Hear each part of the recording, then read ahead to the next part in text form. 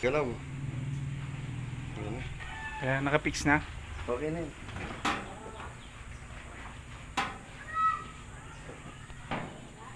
I-finish ko yung mga kan. Yung mga kantuhan na yun.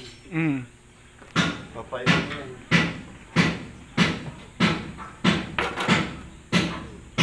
Ano ba to? Single cab? Single na. Single cab, karga ng isda. Saan iuwi to? Tay. Sa Rizal. Tay. Full stainless. Si Bubong, stainless na. Mga bagong yero, no? Lahat, pati chassis. Pati chassis bago. Magkano daw paggawa ng dashboard? Dashboard na Stainless. stainless. Labangan lang ba? Pag labangan lang, nasa mura lang yan. Nasa 2.5 lang yun. 2.5 ang paggawa.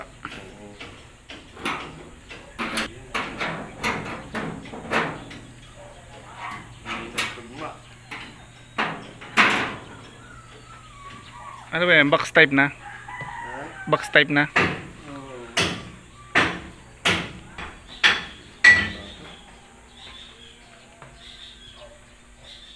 Ay, magandang araw mga kapobre. Nandito na naman kami ni Kuya Adel para sumagot sa mga nagtatanong.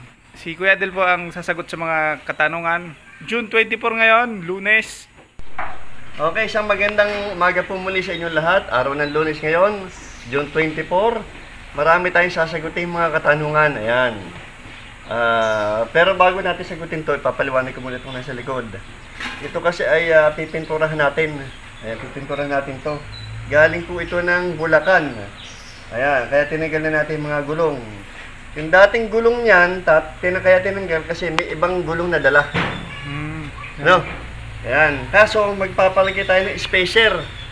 Kasi yung gulong niyan, hindi pareho ng PCD yung butas ng mags. Ibig sabihin, mas masinsen yung ikakabit kaysa sa dati. No? Kaya magkakaroon siya ng spacer na 2 inches yata yun. Ayan. Nakasalang na sa machine shop. Ayan, okay na. Pintura, saka pintura pang ilalim yan. Tapos palit ng mags yan, okay. Okay, sagot natin. Dennis Lansangan. Ayan, tama. Lansangan, okay. Ito tanong niya, hello po sir, mga pobre, and Kuya Adel. Yan. Pwede bang patanong kay Kuya Adel kung magkano po gastos ng rehistro ng rebuild na Wrangler? Pwede bang magparehistro? Salamat po sana. Masagot ni Kuya Adel. Ayan, okay. Yung tinatanong niya kung magkano, kasi hindi pare-pareho eh. Nagtanong ako sa iba pagka-rebuild. Kasi pag nagsabi ako ng presyo, baka mahal o mura. Basta yung sagot natin, batay lang doon sa sinabi nung nagre-rehistro. Nag-uumpisa yan sa 35 pataas. Ganun ang lakaran yan. Rebuild yun, ibig sabihin, pag rebuild, wala sa Cavite niya, wala sa Luzon yan. Ang rebuild natin, puro Mindanao na. Hindi na nagre-rebuild ang NCR, Region 4, hindi na, puro kung tayo ha. Ang dito sa atin, rehistro, saka renew.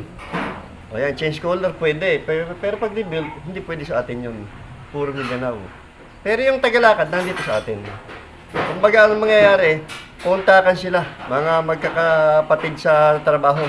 LTO Region 4A, LTO Region, hindi ko alam kung Region 12 ang Mindanao. Ayan.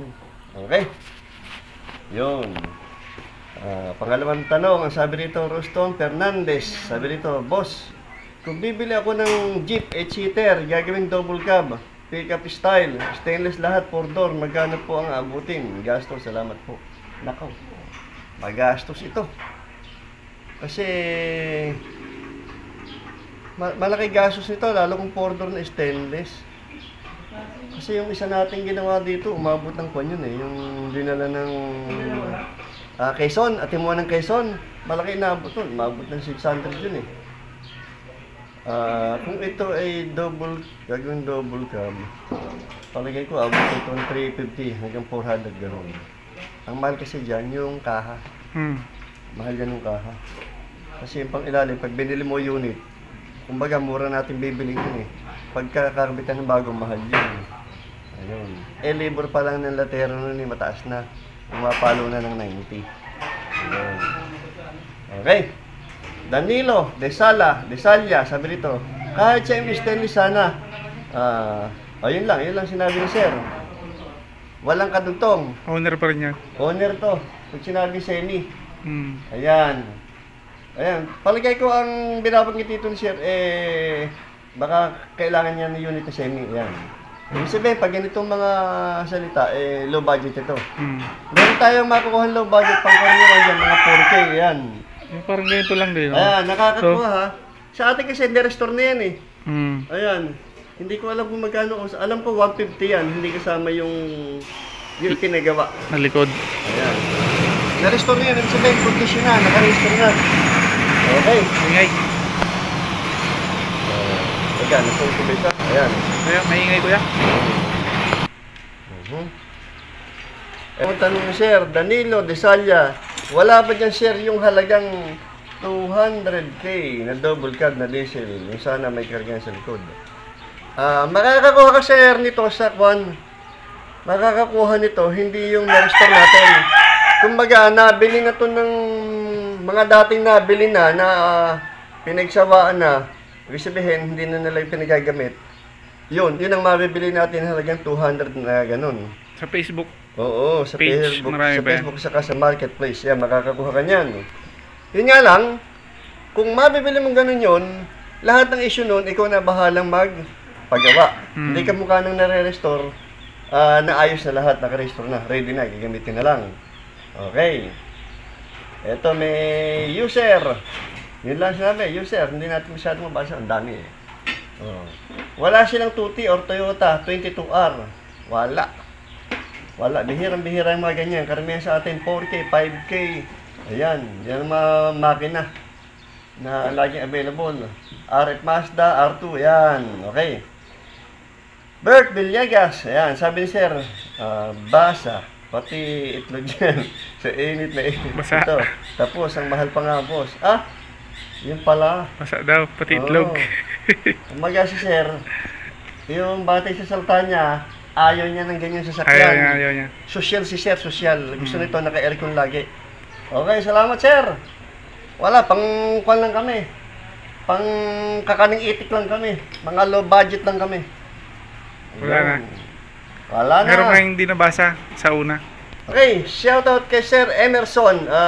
Emerson Nakaba, yon. Good sir, afternoon from Alcobar, KSA. Shoutout sa Nick Keppel Hall. Okay, shoutout sa mga Saudi Arabia, mga kasama natin sa trabaho dati dyan. Okay, may padating na gagawin tayo, galing ano bang, Okay. Konti lang. Jeep. Oo. Okay, paalam na tayo. Okay, hanggang dito na lang. At sa mga magtatanong pa, lagi kami nandito para sumagot sa mga katanungan. Okay. Basta related sa ating trabaho. Huwag lang sa mga hindi related, hindi natin masasagot yan. Okay, salamat po. Magandang araw. Magandang araw mga kapobre. So, yung maganda, iba pa rin.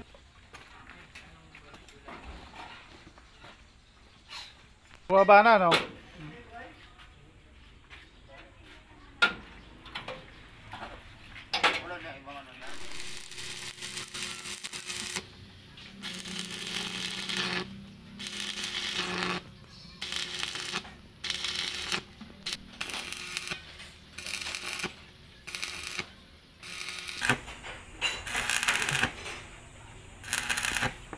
Galaw. Kaya nakapix na. Okay na yun.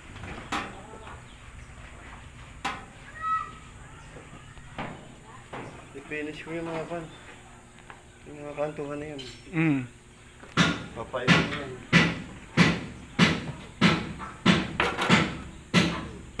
Ano ba to? Single cab? Single ka. Single cab, karga ng isda. Saan iuwi to? Tay. Sa Rizal. Full stainless. Si Bubong, stainless na. Mga bagong yero, no? Lahat, pati chassis. Pati chassis bago. Magkano daw paggawa ng dashboard? Dashboard na Stainless. Labangan lang ba? Pag labangan lang, nasa mura lang yan. Nasa 2.5 lang yun. 2.5 ang paggawa.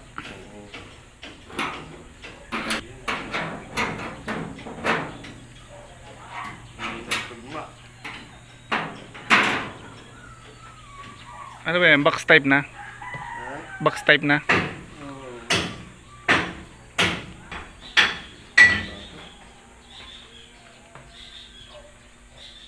Ay, magandang araw mga kapobre. Nandito na naman kami ni Kuya Adel para sumagot sa mga nagtatanong. Si Kuya Adel po ang sasagot sa mga katanungan. June 24 ngayon, Lunes. Okay, isang magandang umaga po muli sa inyong lahat. Araw ng Lunes ngayon, June 24. Marami tayong sasagutin mga katanungan. Ayan. Pero bago natin sagutin to, ipapaliwanag ko muna itong nasa likod. Ito kasi ay pipinturahan natin. Ayan, pipinturahan natin to. Galing po ito ng Bulacan. Ayan, kaya tinanggal na natin mga gulong.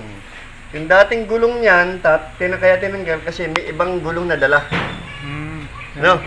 Ayan, kaso magpapalagay tayo ng spacer. Kasi yung gulong niyan, hindi pareho ng PCD yung butas ng mags. Ibig sabihin, mas masinsen yung ikakabit kaysa sa dati. No? Kaya magkakaroon siya ng spacer na 2 inches yata yun. Ayan, nakasalang na sa machine shop. Ayan, okay na. Pintura, saka pintura pang ilalim niya, tapos palit ng mags yan. Okay. Okay, sagot natin. Dennis Lansangan. Ayan, tama. Lansangan, okay. Ito tanong niya, hello po sir, mga pobre, and Kuya Adel. Yan.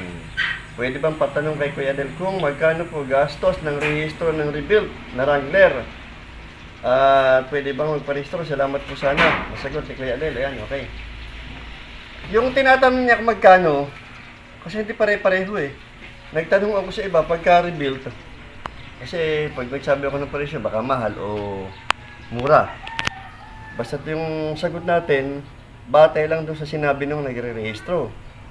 Nag-uumpisa yan sa 35 pataas. Ganun ang lakaran yan. Rebuild yun, ibig sabihin, pag rebuild, wala sa Cavite niya, wala sa Luzon yan. Ang rebuild natin, puro Mindanao na. Hindi na nagre-rebuild ang NCR, Region 4, hindi na, puro kung tayo ha. Ang dito sa atin, rehistro, saka renew. Ayan, change color pwede, pero pag rebuild, hindi pwede sa atin yun. Puro Mindanao. Pero yung tagalakad, nandito sa atin. Kung baga ang mangyayari, kontakan sila, mga magkakapatid sa trabaho. LTO Region 4A, LTO Region, hindi ko alam kung Region 12 ang Mindanao. Ayan, okay. Yun. Pangalawang tanong, ang sabi rito, Roston Fernandez, sabi rito, boss, kung bibili ako ng Jeep 8-seater, gagawing double cab, pick-up style, stainless lahat, 4-door, magkano po ang abutin? Gastos, salamat po. Nakaw, magastos ito. Kasi, malaki gastos nito, lalo kung 4-door na stainless. Kasi yung isa natin ginawa dito, umabot ng kwan yun eh, yung dinala ng Quezon, Atimuan ng Quezon, malaki inabot nun, umabot ng 600 yun eh. Kung ito ay gagawin double cab, palagay ko abot ito ng 350 hanggang 400 gano'n. Ang mahal kasi dyan yung kaha. Mahal yan yung kaha. Kasi yung pang ilalim, pag binili mo unit, kumbaga mura natin bibili yun eh. Pagkakabitan ng bagong mahal yun. Ayun. Labor pa lang ng latero nun eh, mataas na. Pumapalo na ng 90. Ayun. Okay. Danilo, Desalya, sabi dito, kahit sa stainless sana, yun lang sinabi ni sir. Walang kadugtong. Owner pa rin yan. Owner to. Pag sinabi semi. Ayan. Ayan. Palagay ko ang binabanggit dito ni sir, baka kailangan niya ng unit na semi. Ayan.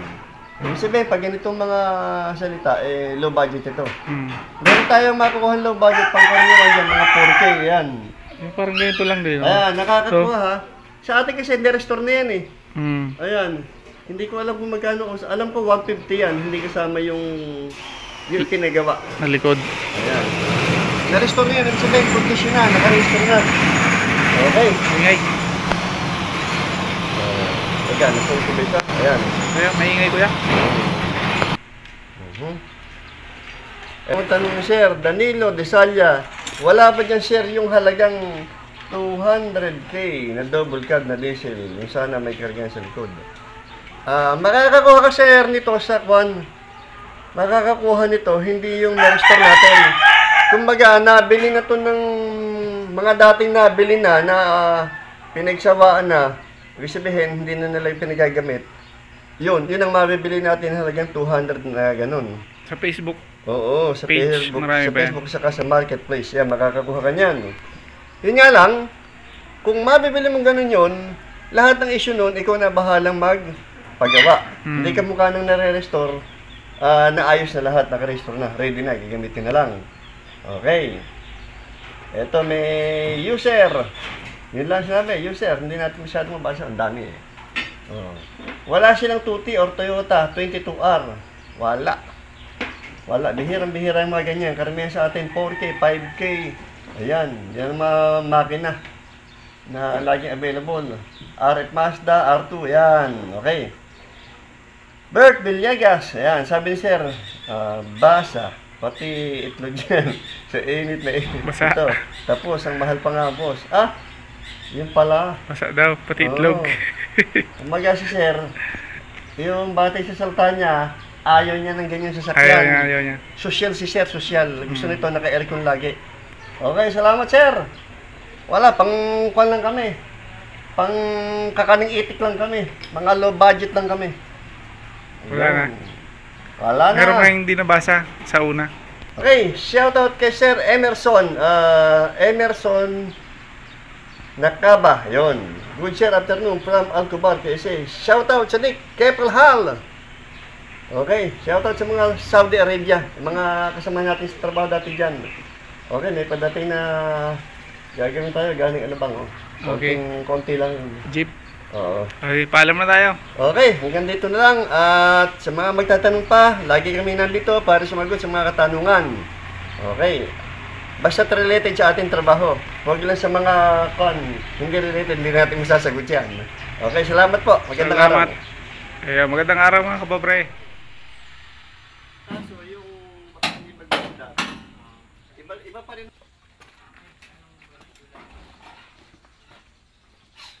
Bumaba na, no?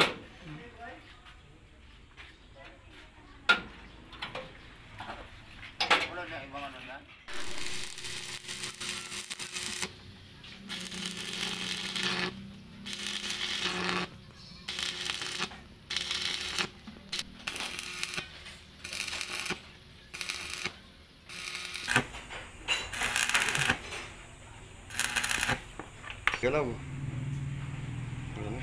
Kaya nakapix na. Okay na yun.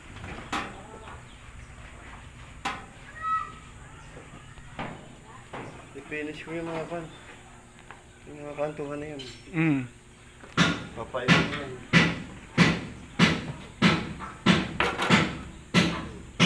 Ano ba to? Single cab? Single na. Single cab, karga ng isda. Saan iuwi to? Sa Rizal. Full stainless. Si Bubong, stainless na. Mga bagong yero, no? Lahat, pati chassis. Pati chassis bago. Magkano daw paggawa ng dashboard? Dashboard na Stainless. Labangan lang ba? Pag labangan lang, nasa mura lang yan. Nasa 2.5 lang yun. 2.5 ang paggawa.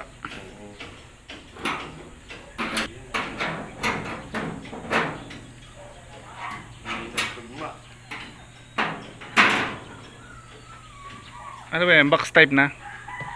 Box type na?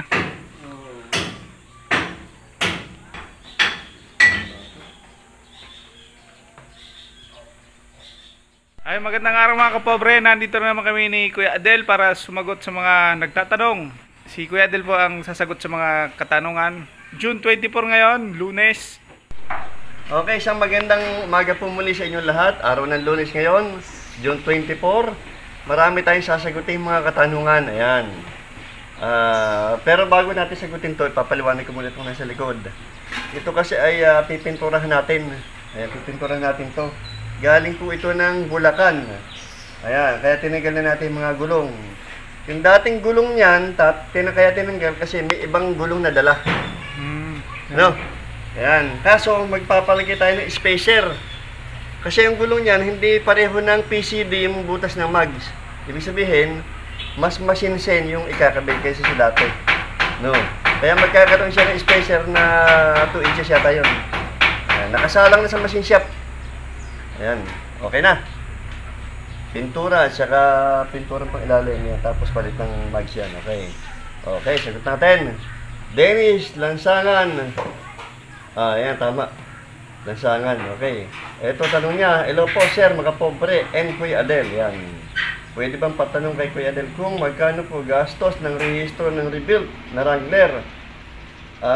Pwede bang magparehistro? Salamat po sana. Masagot ni Kuya Adel. Ayan, okay. Yung tinatanong niya kung magkano, kasi hindi pare-pareho eh. Nagtanong ako sa iba pagka-rebuild. Kasi pag nagsabi ako ng presyo, baka mahal o mura.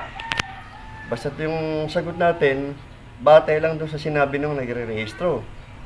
Nag-uumpisa yan sa 35 pataas.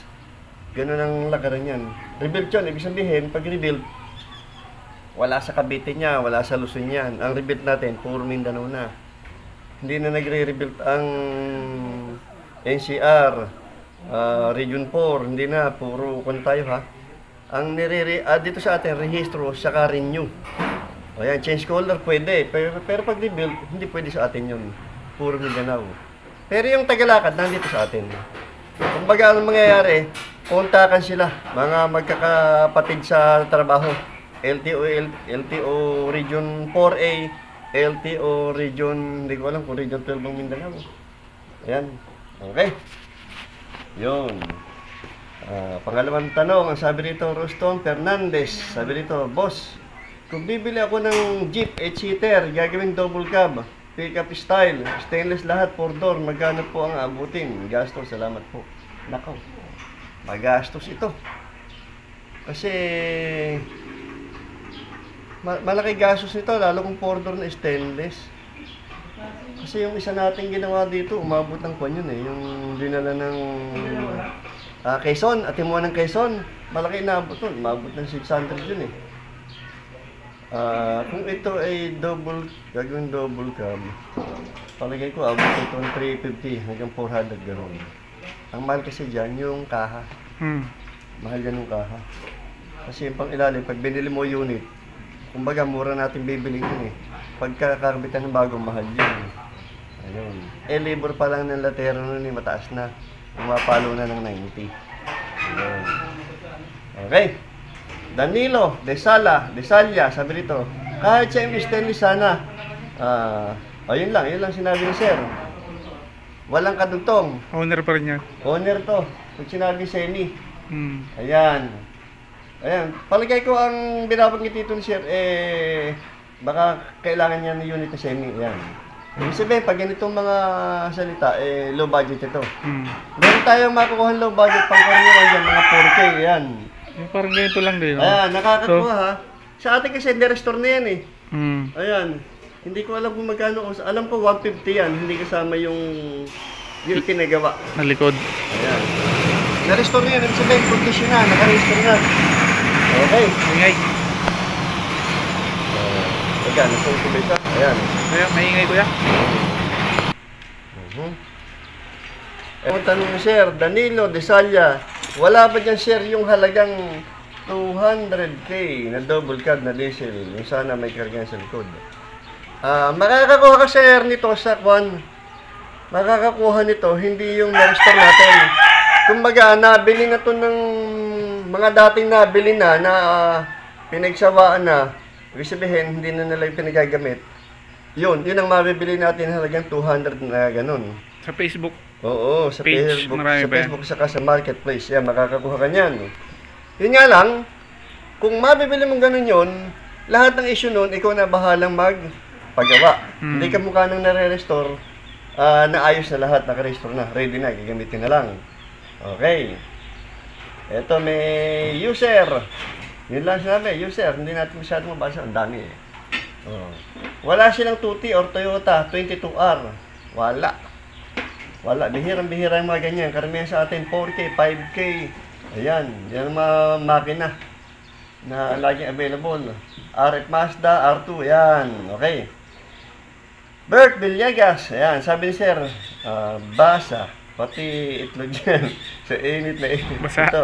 Tapos, ang mahal pa nga, boss. Yun pala. Basa daw, pati itlog. Umaga si sir, yung batay sa salta niya, ayaw niya ng ganyan sasakyan. Ayaw niya. Social si sir, social. Gusto nito naka-aircon lagi. Okay, salamat sir. Wala, pang kwan lang kami. Pang kakaning itik lang kami. Mga low budget lang kami. Wala na. Wala na. Meron kayong hindi nabasa sa una. Okay, shoutout kay Sir Emerson. Emerson Nakaba, yon. Good sir, afternoon from Alcobar, KSA. Shoutout sa Nick Keppel Hall. Okay, shoutout sa mga Saudi Arabia, mga kasama natin sa trabaho dati dyan. Okay, may padating na gagawin tayo, galing ano bang, Okay. Konti lang. Jeep. Oo. Okay, paalam na tayo. Okay, hanggang dito na lang. At sa mga magtatanong pa, lagi kami nandito para sumagot sa mga katanungan. Okay. Basta related sa ating trabaho. Huwag lang sa mga hindi related, hindi natin masasagot yan. Okay, salamat po. Magandang araw. Magandang araw mga kababre.